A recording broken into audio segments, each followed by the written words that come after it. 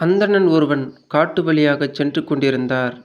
திடீரென்று புலி ஒன்று அவன் எதிரில் வந்தது. கடவுளே, எப்படியாவது என்னை இந்த ஆபத்திலிருந்து காப்பாற்று என்று அலறியபடி ஓடத் தொடங்கினான் அவன். புலியும் அவனைத் துரத்தத் தொடங்கியது.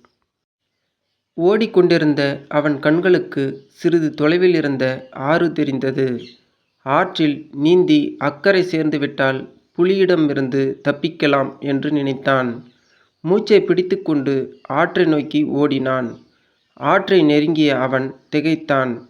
அங்கே ஒரு பெரிய முதலை வாயைத் திறந்தவாறு அவனுக்காக காத்திருந்தது.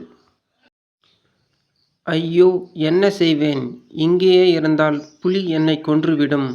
ஆற்றில் இறங்கினால் முதலை என்னை கொன்றுவிடும். தப்பிக்க வழியே இல்லை. கடவுளே, நீதான் என்னை காப்பாற்ற வேண்டும் என்று அலறியவன் அப்படியே நின்றுவிட்டான். அப்பொழுதுதான் அந்த அற்புதம் நிகழ்ந்தது. அவன் மீது வேகமாக பாய்ந்த புலி குறி தவறி ஆற்றில் விழுந்தது. அங்கே இருந்த முதலை புலியின் கால்களை பிடித்து கொண்டது. உயிர் தப்புவதற்காக புலி அந்த முதலையிடம் போராடத் தொடங்கியது. ஆனால் முதலையோ தான் பிடித்த பிடியை விடாமல் சிறிது சிறிதாக ஆற்றுக்குள் புலியை இழுத்து கொண்டிருந்தது. இறைவா, உன் அருளால் இன்று பிழைத்தேன் என்று மகிழ்ச்சியுடன் சொன்ன அவன் அங்கிருந்து புறப்பட்டான்.